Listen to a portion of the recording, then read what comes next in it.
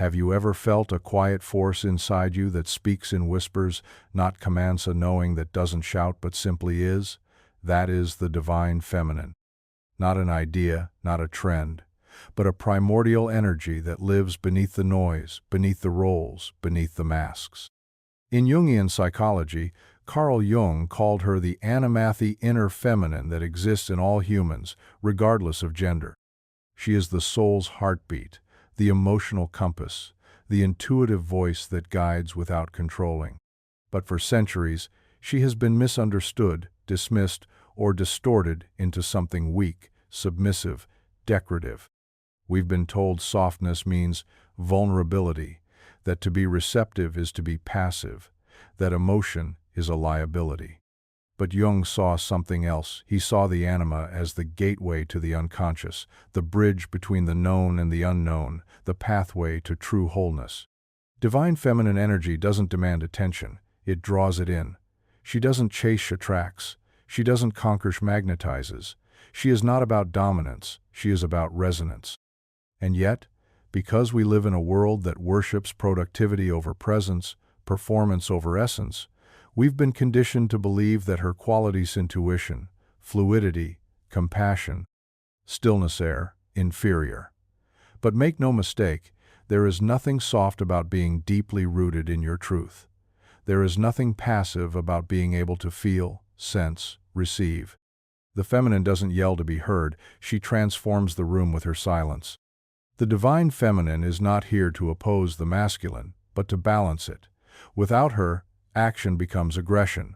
Without her, logic becomes cold. Without her, doing becomes destruction. And within you, whether you are a woman or a man, this feminine current is always available. She's the part of you that knows when something feels off, even when it looks fine. She's the stillness inside you that survives the storm. She is not a role to play or an image to project. She is your deepest truth. And when you remember her, when you allow her voice to rise again from where you buried it, something inside you begins to come home. Because you were never meant to be just strong, you were meant to be whole. There was a time when the feminine was sacred. She was the earth, the moon, the mystery that kept the world in rhythm. But slowly, over centuries, that rhythm was silenced. She was called irrational, emotional, too much, too sensitive. The world began to favor straight lines over curves, noise over intuition, control over connection. And in that shift, something in all of us broke. Because when the feminine is forgotten, it's not just women who suffer, it's the soul of humanity that begins to wither. This forgetting didn't happen all at once. It happened through 1,000 tiny cuts, through every time a woman was told to calm down, to smile more, to stop being dramatic. Through every time she was rewarded for being quiet, polished, compliant, and slowly, unconsciously, we began to abandon her. We learned to survive by suppressing our feelings, numbing our instincts, striving to be perfect instead of present.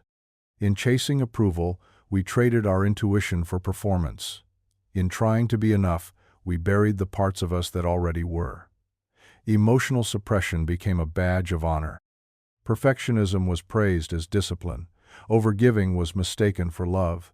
But the cost was immense, because the moment we silence the feminine, we lose our ability to receive. We become addicted to doing, achieving, proving, forgetting how to simply be.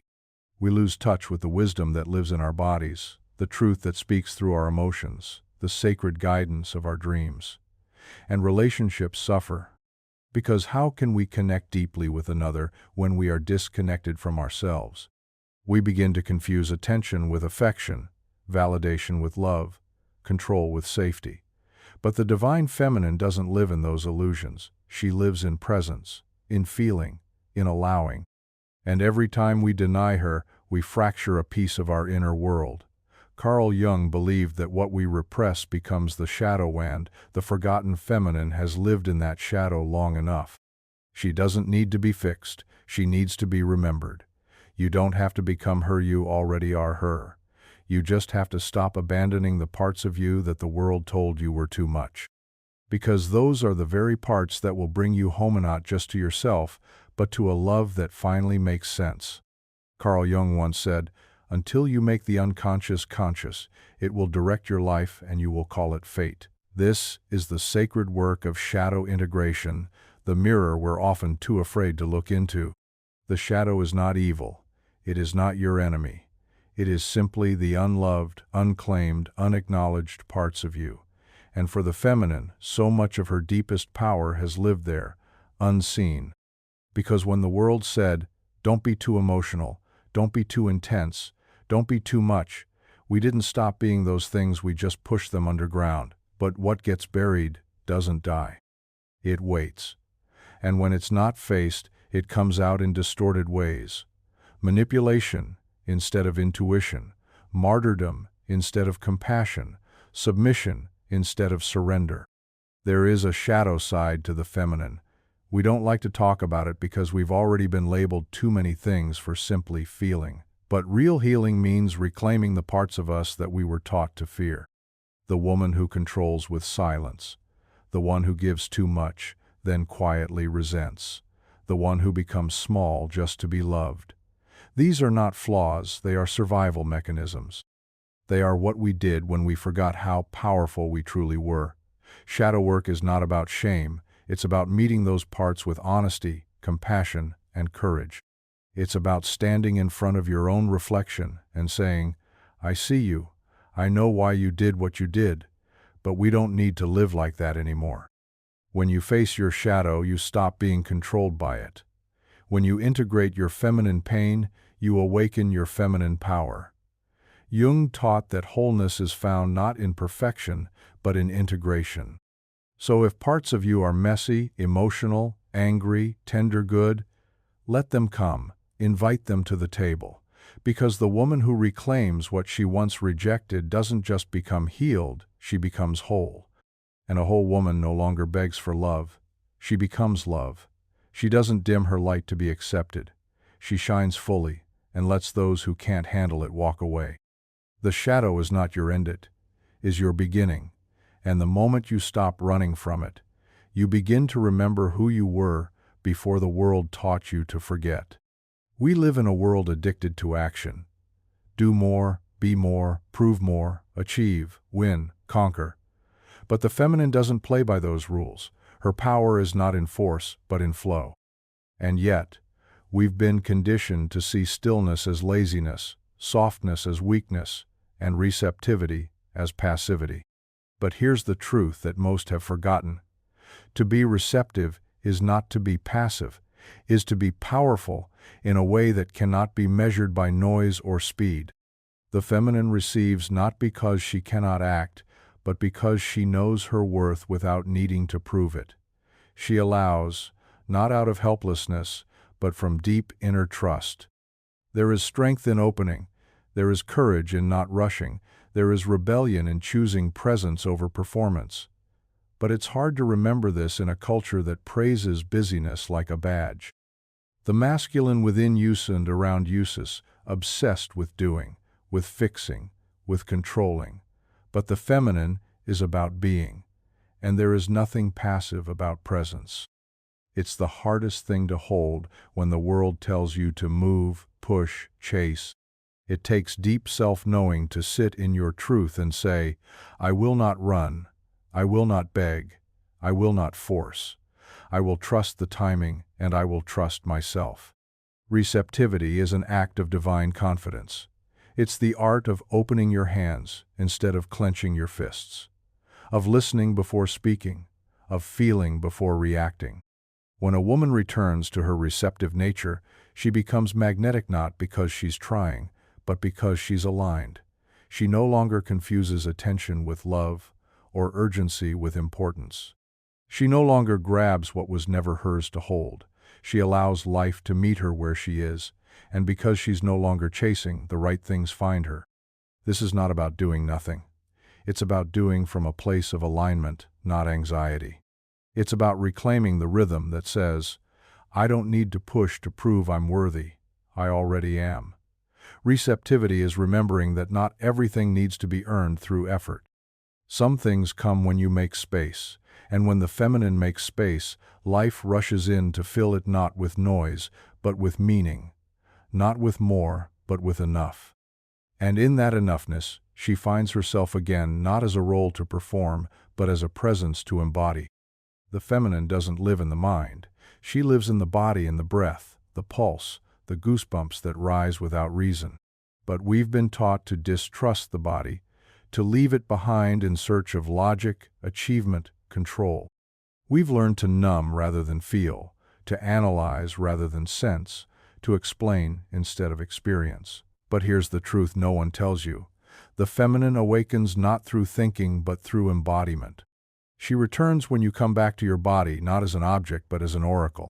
You can't access the sacred through judgment. You access it through presence, through breath, through movement, through stillness that trembles with truth. Your body knows before your mind does. It knows when something is off. It knows when you're holding back tears. It knows when your soul says yes, Evan, if your mouth says no. And until you come back home to this inner knowing, you'll keep looking for healing in places that only deepen the disconnection. Start small. Feel your breath. Not just when you're meditating, but when you're standing in line, when you're washing the dishes, when you're speaking your truth. Let your breath be a homecoming. Place your hands on your heart and listen not to your thoughts, but to your rhythm. Dance not to perform, but to remember. Sensuality isn't about seduction. It's about presence. It's about feeling fully alive in your skin without needing permission. And intuition isn't a skill to learn. It's a language to remember. One that speaks in images, in hunches, in whispers you ignored for far too long. But now it's time to listen, to feel, to be, because emotional presence heals more than any logic ever could. The mind might explain pain, but only the body can release it. The mind might name the wound, but the body carries it. The feminine asks you to drop the performance and return to sensation, to move slower, to feel deeper, to trust the signals that don't come with proof, but with power. Because the woman who feels deeply lives deeply, and in a world that teaches you to be numb, to embody your truth is the most radical act of all. She used to think love meant saving someone, that if she gave enough, softened enough, stayed enough, she could fix what was broken. But that wasn't love, it was a contract rooted in fear. Fear of being alone, fear of not being enough, fear of being forgotten. The divine feminine doesn't live in fear, she lives in truth, and truth doesn't rescue, it reflects. It doesn't control, it reveals. When the feminine rises in a relationship, she doesn't try to change the other. She becomes a mirror, clear and unshakable.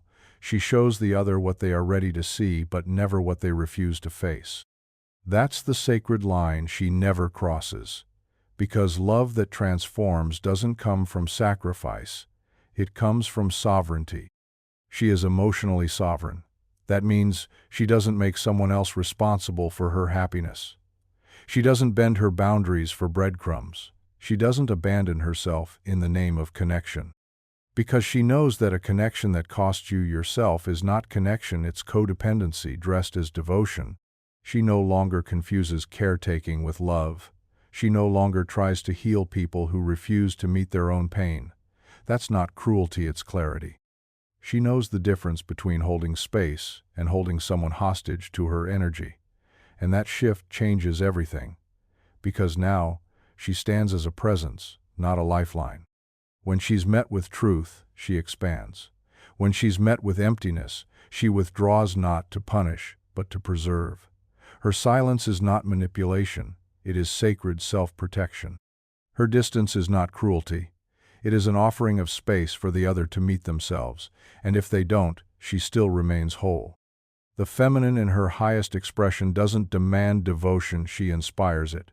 Not through force, but through authenticity. She becomes the mirror in which others either rise or retreat, and both are blessings. Because she no longer begs to be chosen, she chooses herself again and again, until someone meets her there. This is not about hardening, it's about deepening. It's about breaking the patterns that told her she needed to fix, to shrink, to suffer in order to be loved. She's done with that. Now, she loves from wholeness, from stillness, from power. And in that presence, true intimacy is finally possible, not a merging of wounds, but a meeting of souls. We've been told attraction is something we earn, that love is something we win, that the more we give, the more we prove, the more we mold ourselves to fit someone else's ideal, the more lovable we become. But real magnetism doesn't come from effort, it comes from essence. And the feminine, in her awakened state, knows this. She doesn't chase, she radiates, she doesn't perform, she is. The world taught her to be the perfect partner, to be agreeable, accommodating, ever-pleasing. She was taught that if she just did a little more, loved harder, stayed longer, sacrificed deeper, she would finally be chosen. But the truth is, the more she overgave, the more invisible she became. Because energy doesn't lie. And when you give from emptiness, from need, from fear, it repels instead of attracts, not because you're unworthy, but because you're disconnected from your essence. The feminine doesn't beg for love, she becomes love. She doesn't run after what's unavailable, she magnetizes what is aligned. And that magnetism doesn't require a costume, it requires presence. When you drop the act, when you stop trying to be what someone else wants and start showing up as who you actually are, everything shifts. You stop confusing effort with intimacy. You stop mistaking exhaustion for devotion. She knows now, performance may get attention, but only presence creates connection. So she doesn't dim to fit, she doesn't audition to be seen. She walks into a room and lets her energy speak before she ever opens her mouth. Not because she's trying to impress, but because she's no longer trying to earn. That is what makes her magnetic, not what she does, but who she dares to be without apology. And when she finally understands that, she becomes untouchable. Not because no one can reach her, but because only the aligned will even try.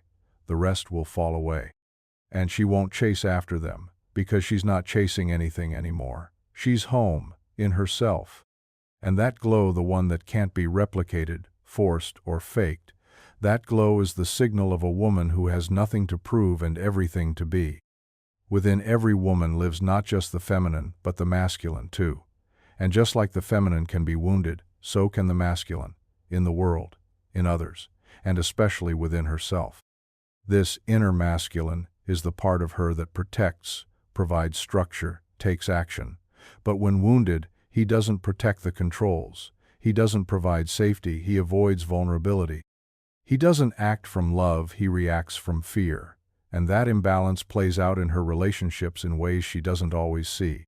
The distorted masculine says, "Don't feel, just fix it. Don't rest, perform. Don't trust, control." It's the voice in her head that says she must be strong all the time. That softness is dangerous. That she's only worthy when she's producing, achieving, holding it all together. And so, she becomes her own protector, her own provider, her own everything because she had to be. Because somewhere along the line, the masculine she should have been able to trust outside and within betrayed her.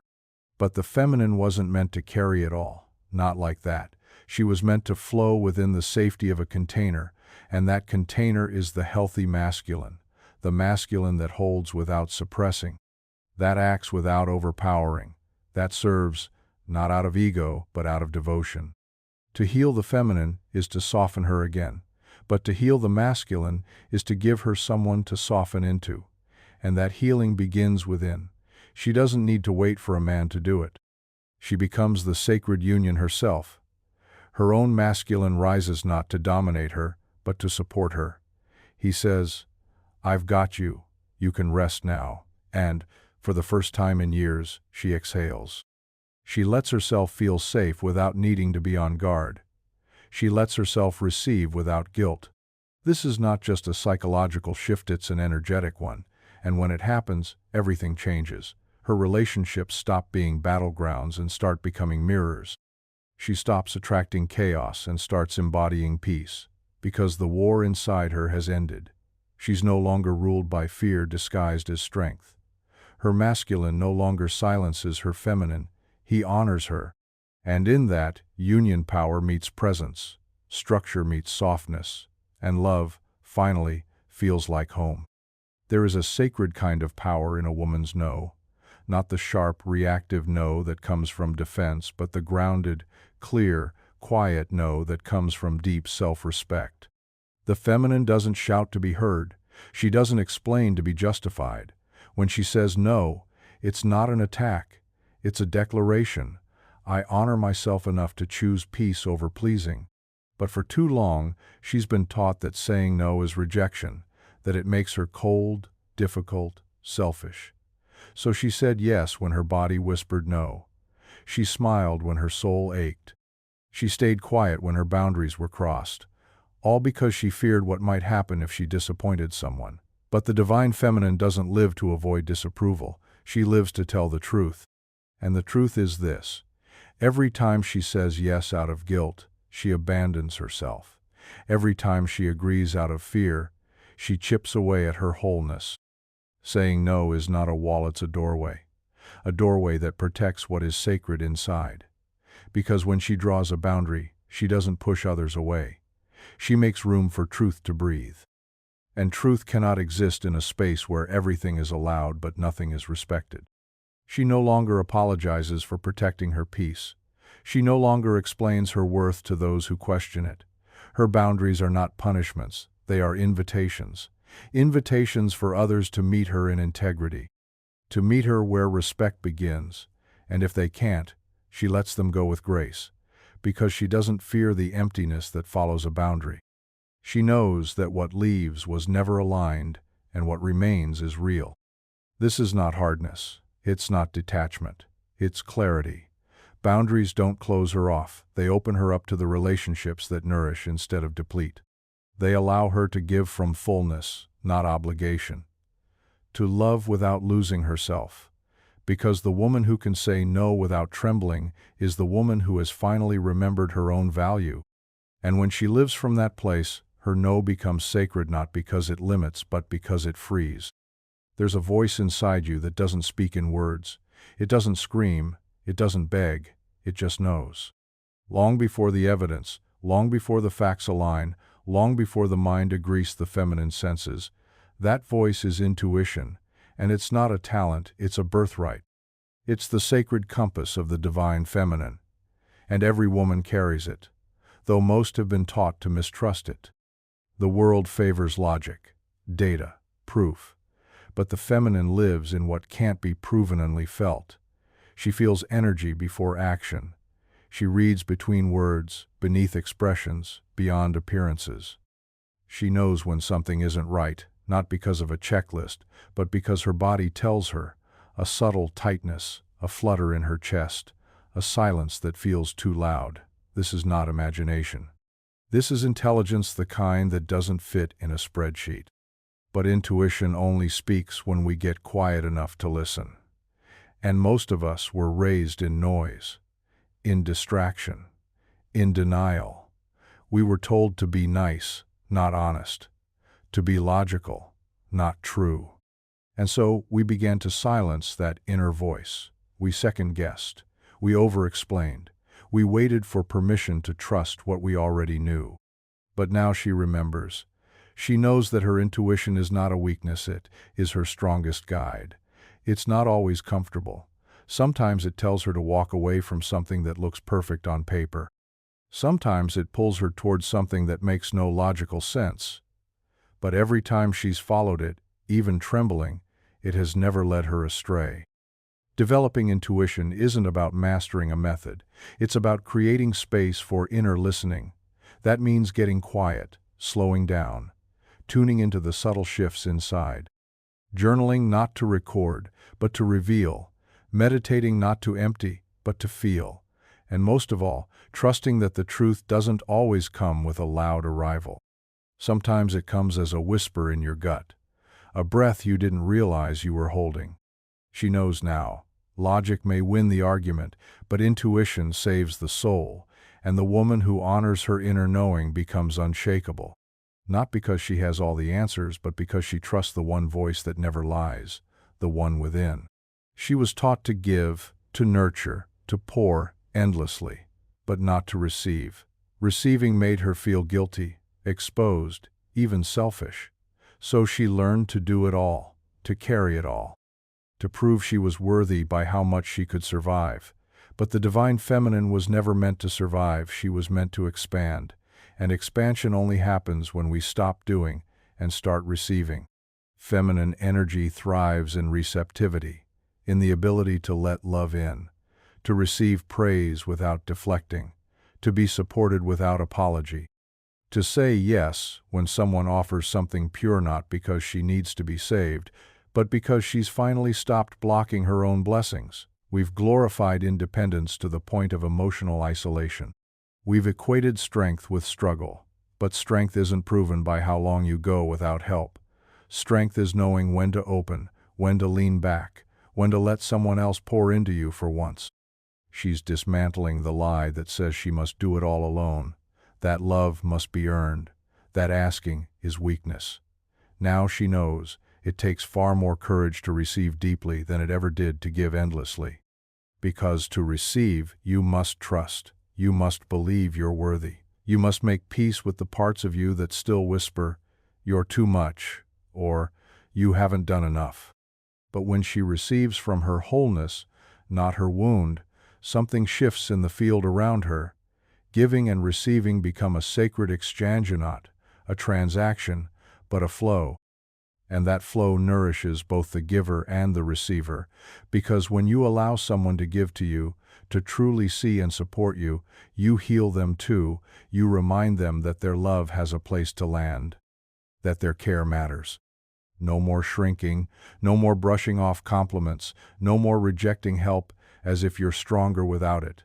You are allowed to receive, to soften, to open, and not only allowed but designed for it. This is the feminine in her radiance, full, open, unapologetic, not demanding but allowing, not forcing but welcoming, and in that receiving she becomes not just nourished but magnetic. Her body was never meant to be a battlefield, it was meant to be a temple, a portal, a vessel for divinity clothed in skin. But for centuries, feminine sexuality has been twisted into something dangerous or shameful. She was told her desire made her impure, her pleasure made her less worthy. Her curves, her softness, her fire, they were something to tame, to hide, to control. And so, she began to disconnect from her own power. But feminine sexuality is not dirty. It is not a trick or a performance. It is sacred. It is the raw pulse of life itself. And when she reclaims her sensuality not as something to give away, but as something to embody, she becomes alchemical. She transforms shame into radiance, guilt into grace, numbness into fire. Sensuality isn't about being seen, it's about feeling everything from the inside out. This is the shift. From objectification to embodiment.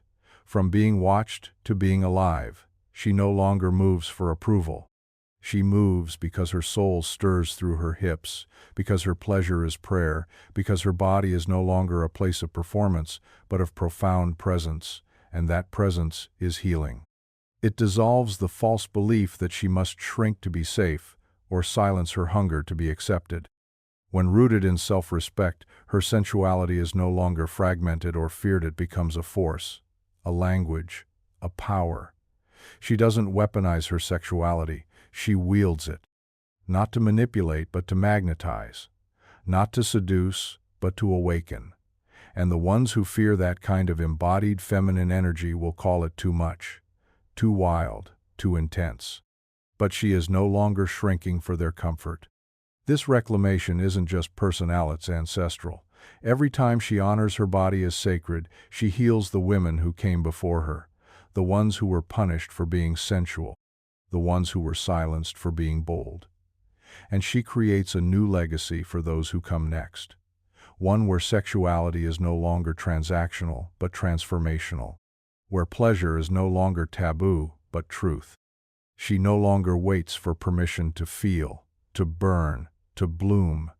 She knows her sensuality is not a sin, it's her signal, that she is alive, that she is sovereign, that she is home.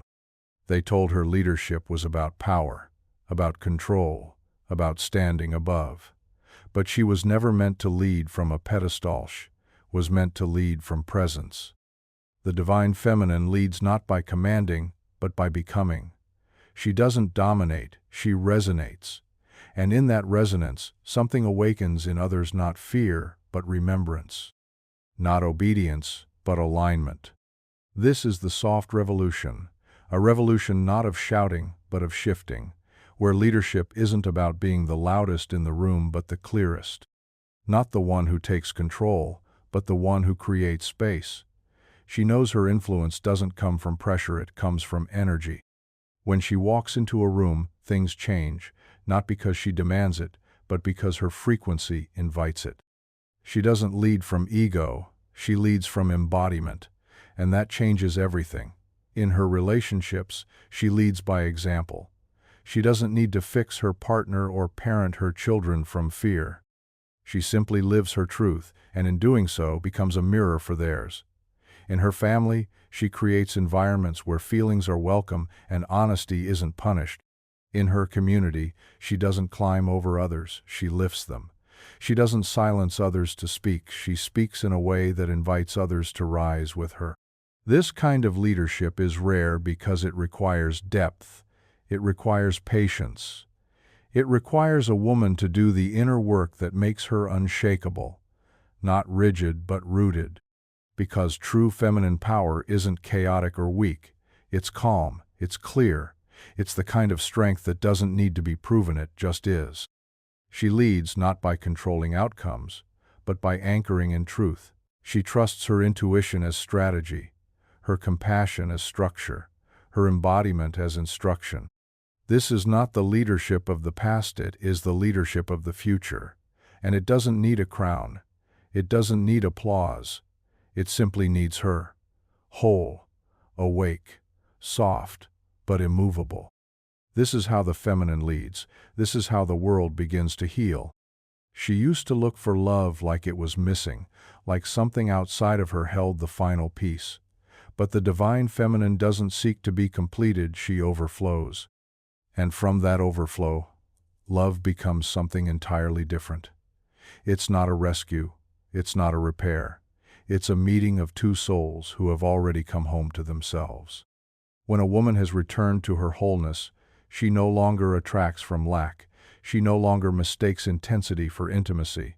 She doesn't confuse chemistry with chaos. She sees clearly now. And in that clarity, she doesn't wait for someone to fix her pain. She's already met it. She's already healed it, or is still healing it, but with open eyes. And that makes all the difference. She's not looking for someone to carry her. She's looking for someone who can stand beside her, not someone who fills her but someone who can hold her when she overflows. She knows that love rooted in wounds will always ask her to shrink, to bend, to perform. But love rooted in wholeness, that love asks only one thing: be more of who you are. When love is based in inner harmony, it feels like breath, not battle. It doesn't pull, it opens. It doesn't demand, it invites. It doesn't try to fix it, celebrates. She no longer rushes to define it, label it, contain it. She allows it to unfold, because real love doesn't live in urgency, it lives in alignment. Now, when she meets someone, she doesn't ask, "Will you complete me?" She asks, "Can we expand together? Can we create something that neither of us could build alone?" Not because we're broken, but because we're ready. This kind of love isn't loud, but it's felt. It doesn't shake her foundation, it stands on it. It doesn't ask her to prove her worth, it honors it. And if it hasn't come yet, she doesn't panic. She waits not in loneliness, but in fullness. Because she knows, love that rushes often crashes. But love that rises, that love transforms everything. She no longer lives for a fairy tale. She lives for truth. And the truth is this: she is already complete. And anyone who enters her life now is not there to finish her story, but to witness her becoming. She was never lost, only buried, beneath expectations, beneath survival, beneath 1,000 small silences she swallowed just to be enough. But now she sees it clearly. Becoming her was never about becoming someone else. It was always about remembering who she truly is. Carl Jung said, "Until you make the unconscious conscious, it will direct your life and you will call it fate." And that's exactly what this journey has been. A remembering, a lifting of the veil, a sacred turning inward, not to create a new self, but to reclaim the one that has always been waiting beneath the noise. She no longer chases healing like a finish line. She understands now that healing is a return, a spiral, a gentle unfolding. She doesn't strive to perfect herself, she softens into herself. And in that softening, she finds the strength she thought she had to fight for. But it was there all along in her body, in her breath, in her voice, in her silence. To become the divine feminine is not to rise above humanity, it is to sink fully into it. It is to embody emotion without shame, to love without losing yourself, to lead without controlling, to feel without apologizing. She no longer asks permission to exist. She no longer edits her essence to be digestible. She knows now, her presence as she is raw, wild, tender, intuitive is enough. And so, she walks differently, not faster, not louder, just more true. She chooses depth over distraction, resonance over reaction, embodiment over performance. Her power is quiet, but it ripples through every room she enters. Because she's not trying to shine, she's simply no longer hiding. This is the essence of the feminine. Not a mask, not a performance, but a pulse, a remembering, a homecoming. She doesn't need to be more. She simply needs to be, and in that being, she radiates a wisdom that cannot be taughtly felt. The divine feminine does not arrive in the noise. She returns in the stillness, in the moment you finally stop running, in the breath where you realize, I was never broken, I was only waiting to return. And now, she has. This story was intense, but this story on the right-hand side is even more insane.